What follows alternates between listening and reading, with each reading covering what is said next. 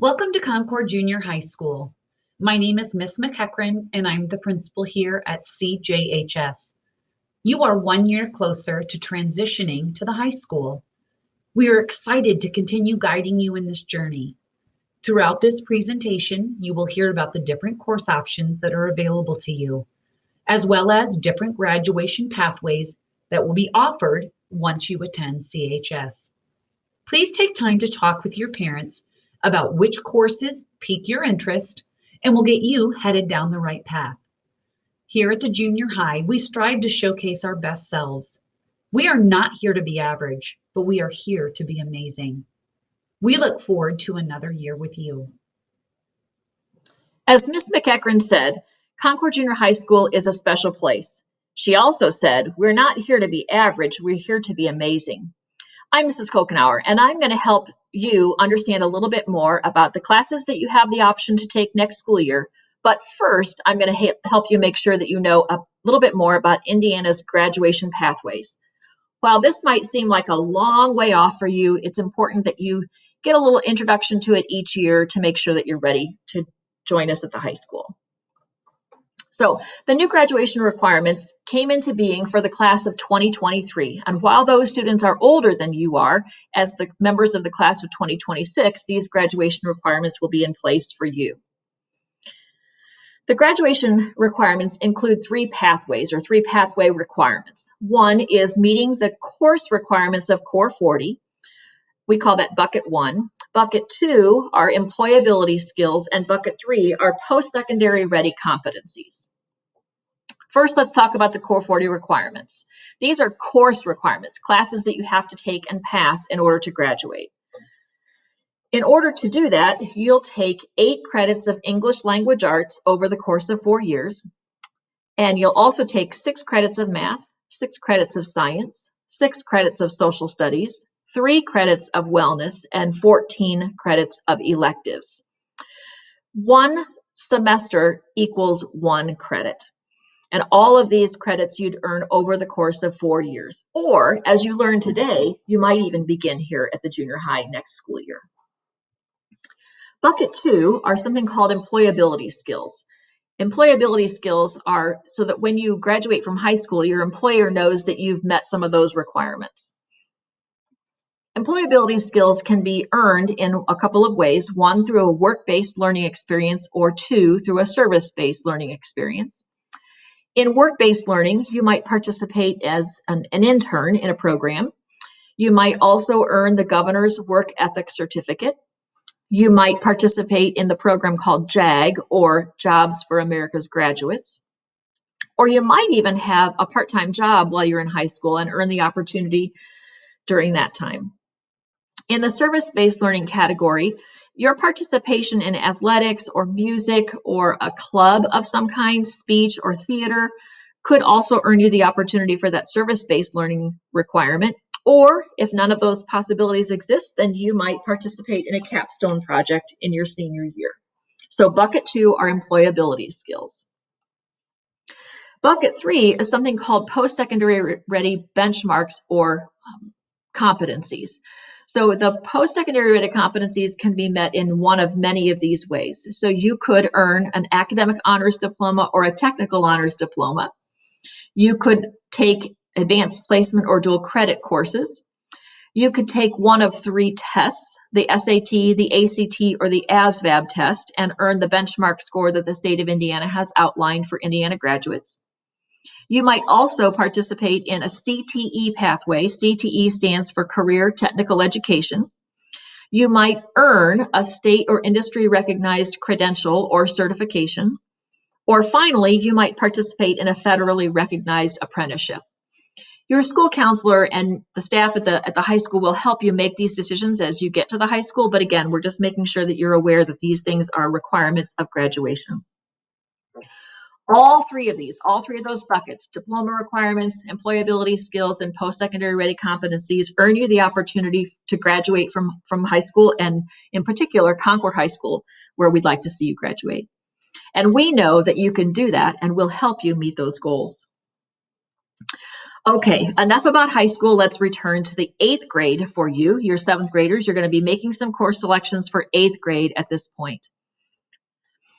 So just some basic information, just a reminder, I know that you know this already, but you will also next school year have the opportunity for 7 classes each semester. Of course, at this point, you know that there are 2 semesters in a school year.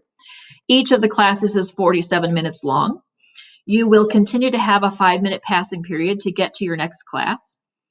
And you'll also be able to have you'll know that some classes last the whole school year and some classes last just a semester. So this is not different for you going into your 8th grade year than what you've been experiencing as a 7th grader. Like what's true in this school year, there are some interventions that are available. So we have some students that we have identified to get some extra support in math or in reading, and that will continue. In case you're wondering about that, what happens is your grades and your NWEA scores help us know who needs that extra support and being able to provide them and put those students in those classes. So interventions will continue again next school year. So in your 7th grade year, everyone had math, language arts, science, social studies, and wellness. And in your 8th grade year, everyone takes math, language arts, science, and social studies for the whole school year long. Your wellness class, however, is only 1 semester. So you'll have 1 semester of wellness, and it will be either the first or second semester. You don't get to pick which semester you take it. So just a reminder that in high school, you'll have 2 semesters of PE and 1 semester of health in order to graduate from Concord High School. So we want to continue to give you the opportunity to have wellness experiences in 8th grade. So again, 1 semester of wellness in 8th grade. The other course that all students will take is called Exploring College and Careers Middle Level. And that course is also a 1 semester course. So you'll take it again, either first or second semester. You don't get to pick which semester you take it. All 8th graders will take this class. And the class is about continuing awareness of high school graduation pathways. So a little bit of the information that I've already shared with you today. And it will also afford you the opportunity to do some career interest exploration. So you have an idea about what you might want to pursue in high school. It is a helpful transition to high school. Students that have taken this course the past couple of years have found it very beneficial.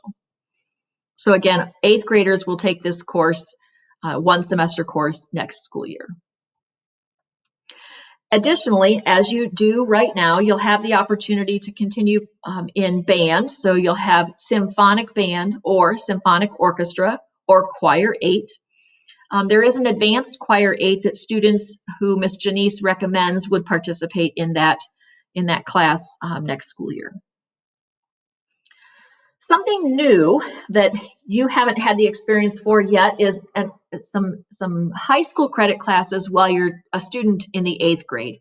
So you have the opportunity to take Spanish 1 or French 1 next school year in the 8th grade.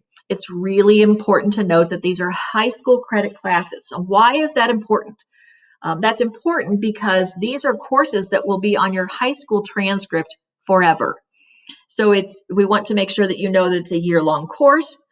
Your academic record and the junior high needs to demonstrate that you'd be successful in that course because we want to make sure that's going to be true. It's important that your parents give consent to know that you're in this course. So you'll receive a form that they'll sign to be able to give that consent for you to be able to take that course. But it's a really great opportunity for you to begin earning high school credits while you're in the junior high. So let's use a couple of examples here. If you are a student who takes a year-long music class and you don't take any world languages, you will need to select 3 additional electives. So the reason we're asking you to select 3 is because we want an alternate for you as well. So again, a student who takes 2 year-long music classes and no world languages still needs to select 1 additional elective as an alternate. A student who takes 1 year-long music class and 1 world language will need that additional elective alternate just in case there's something that doesn't work in your schedule. But a student who takes no music and 1 world language would still again need 3 additional electives, 1 of those being an alternate. And the last example is a student who does not take any of the above music classes or a high school credit class will need to select 5 electives. There'll be 4 of the classes that they'll definitely have, and 1 would be an alternate class for them. That the alternates are used in case as we build a master schedule, it's complicated and some of the choices that a student asks for aren't available. And so we use that alternate in that case. Now, I've given you a lot of information. I have a little bit more to go. We're going to talk a little bit about the electives that are available for students outside of the world language opportunity that you have and music electives that you have. So here you go. If you are a student who's interested in art, you could take Art 1 or you can take Art 2.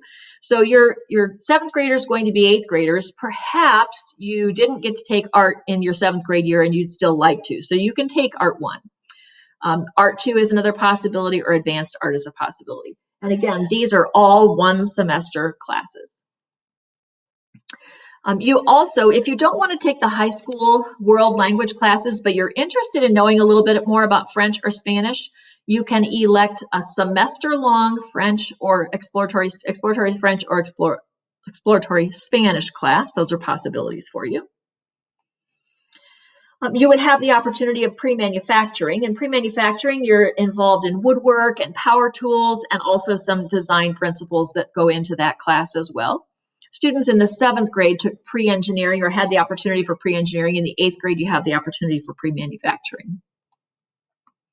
You also have the opportunity for performing arts. So maybe you don't want to be in choir for the whole year long, but you still have some interest in performing. So some basic vocabulary with regard to the performing arts is included, and then keyboarding and some music appreciation is part of that. So those are the electives that you have as an 8th grader. And again, there's a lot more information that you've probably received this time than you have in the past, just because you have some world language opportunities and some different electives that I'm talking to you about. So possibly you'll want to replay this video so that you can hear those things again in case you need to. But most importantly right now is on Wednesday, so in the next couple of days, on Wednesday, we're going to be working in your social studies classes with you. We'd like for you to have conversations with your family at home so that you know what courses that you'd like to elect for next school year.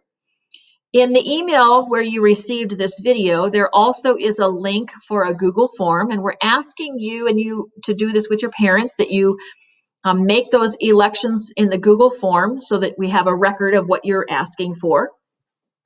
And then what will happen is on Wednesday, you're going to be working in PowerSchool using your Chromebooks, and you'll be making you'll use the Google form to make the elections for the courses that you'd like to be able to take next school year.